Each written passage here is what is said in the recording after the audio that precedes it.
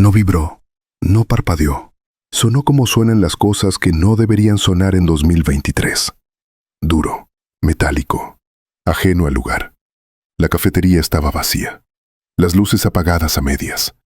Las sillas boca abajo sobre las mesas. Yo no debería haber estado allí. Nadie debería. Miré el teléfono fijo del mostrador, como si fuera un animal peligroso. Nadie llamaba a ese número.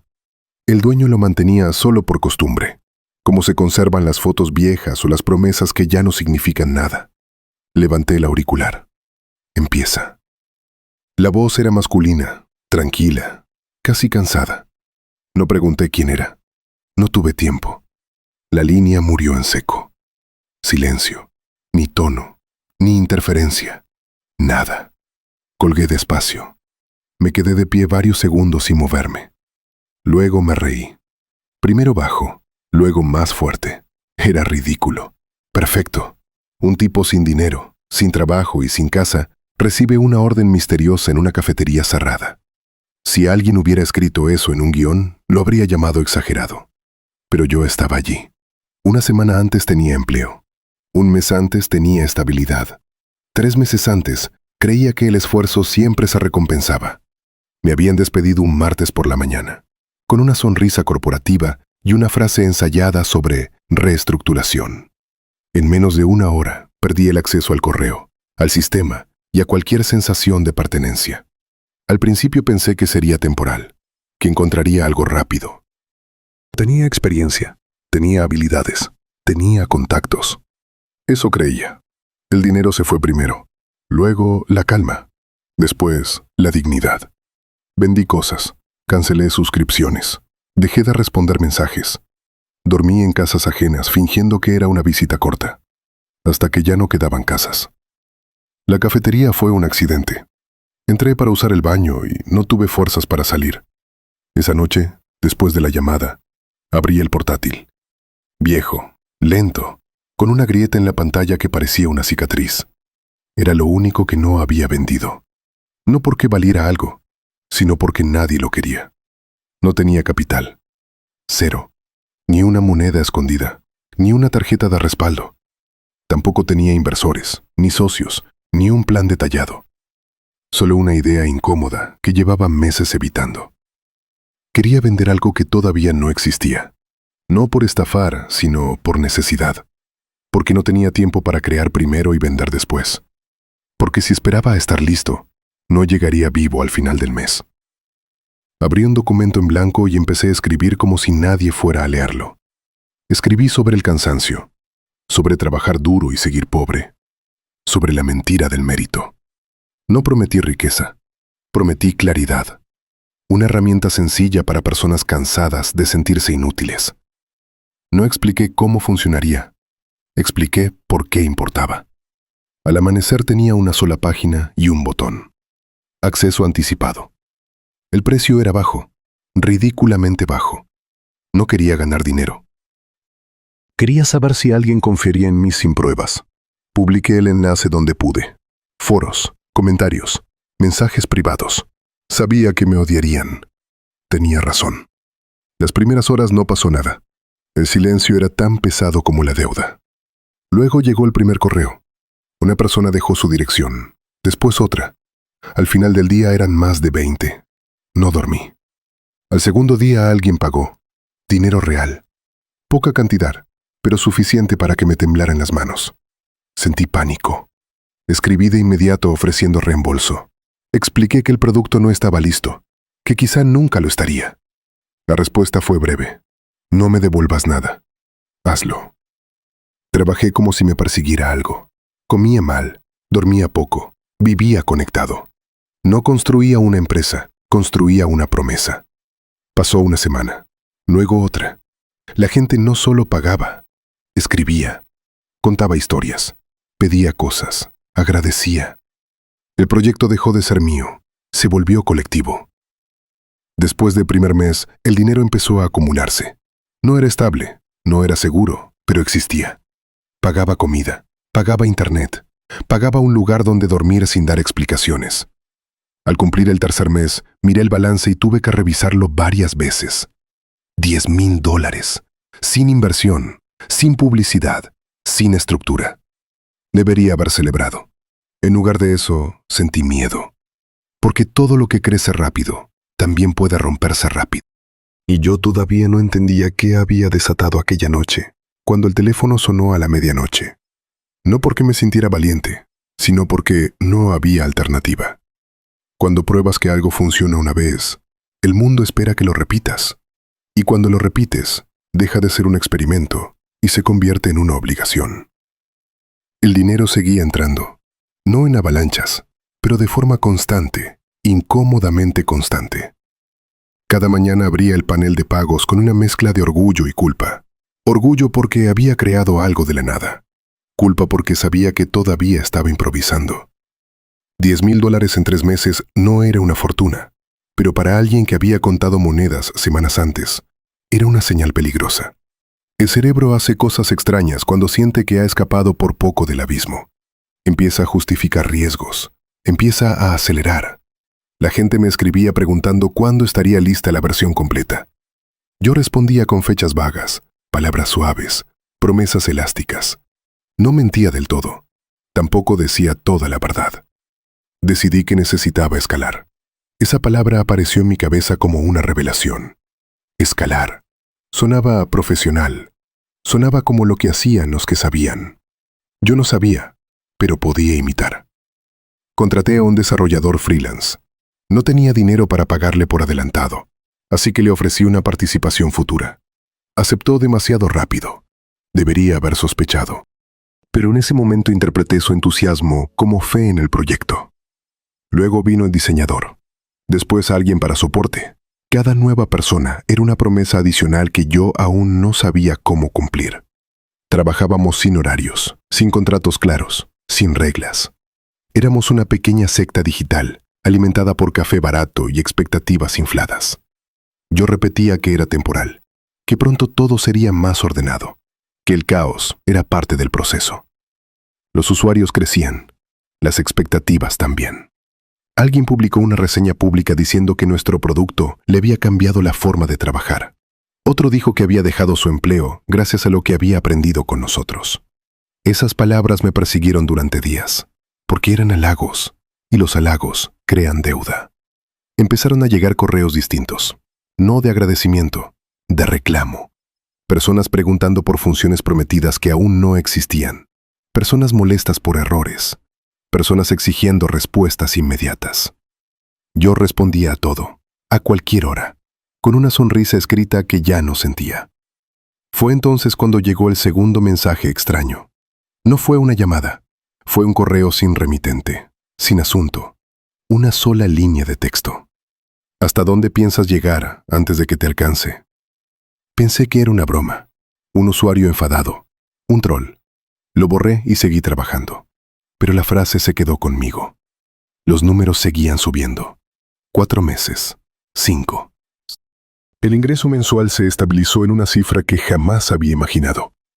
Me mudé a un lugar pequeño, propio. Compré comida sin mirar precios. Dormí en una cama que no debía devolver.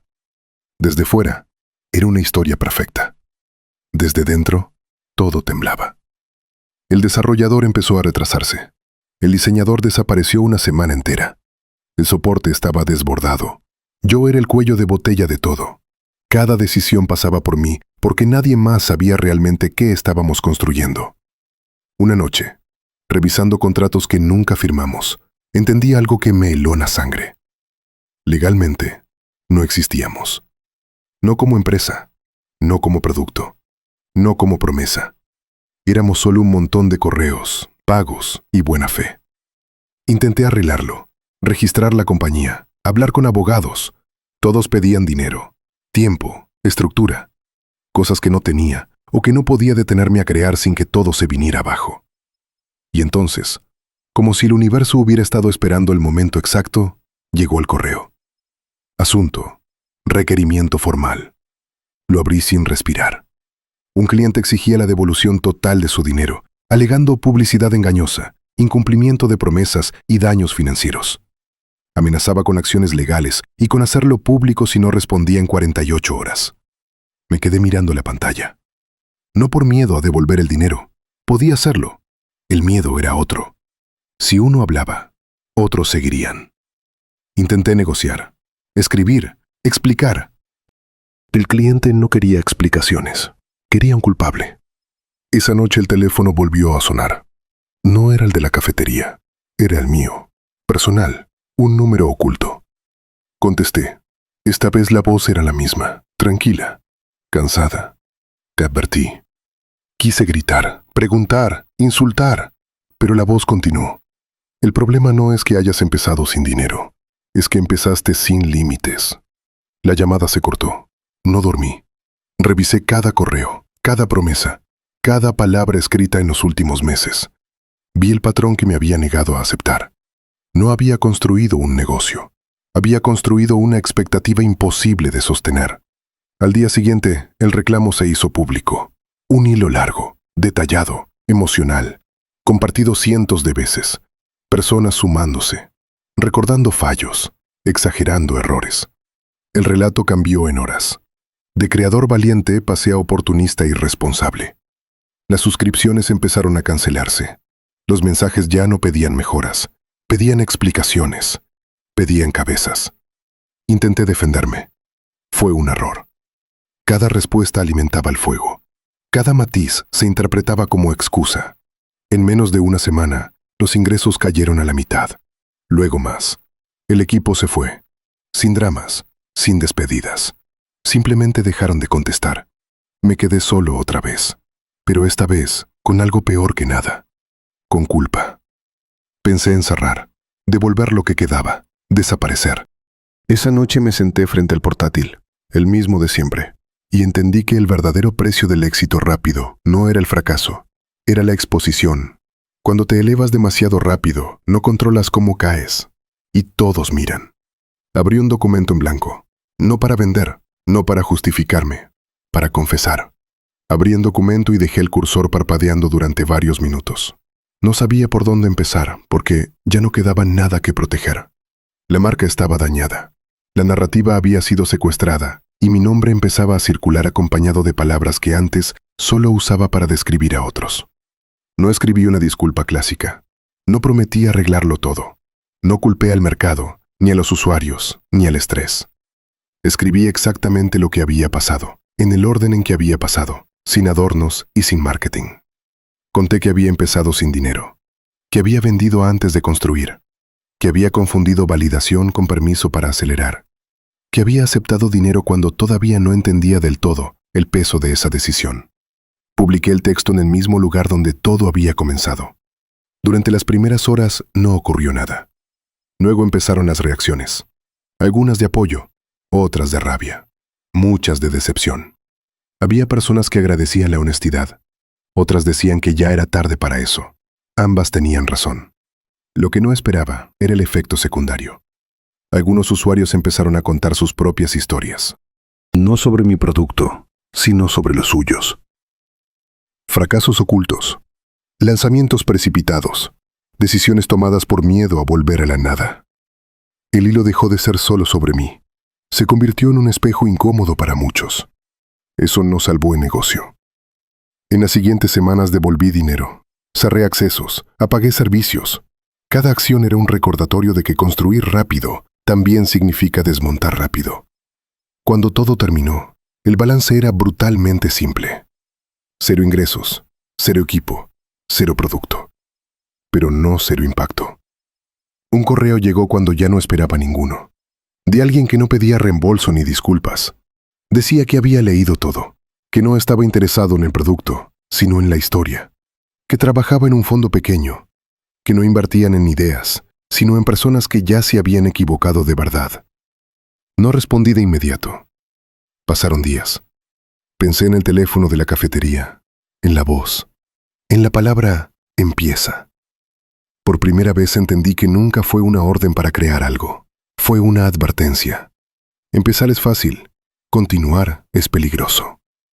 Respondí al correo con una sola frase. No estoy buscando dinero. Estoy intentando entender qué aprendí. La respuesta llegó rápido. Eso es exactamente lo que buscamos.